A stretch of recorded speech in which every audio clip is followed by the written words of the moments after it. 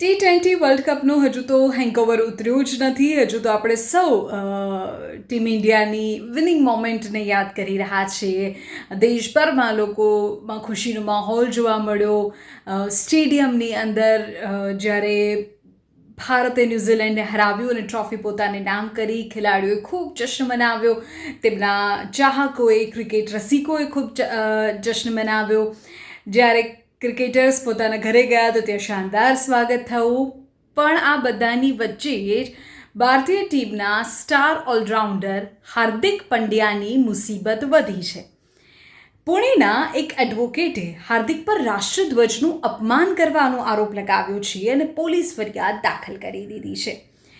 તમે જો મેચ જોયો છે એ પછીની મોમેન્ટ્સને જોઈ છે તો તમને ખબર હશે કે હાર્દિકે જે રાષ્ટ્રધ્વજ છે તે તેની પીઠ પર લપેટેલું છે અને જીતનો જશ્ન તે મનાવી રહ્યો છે. સાથે તેની ગર્લફ્રેન્ડ છે અને બંને સ્ટેડિયમની વચ્ચે તમે ઊભા જોયા હશે, એમને પોડિયમ પર બેઠેલા જોયા હશે અને અમુક ક્ષણ માટે તે ત્યાં પોડિયમ પર સૂઈ પણ જાય છે.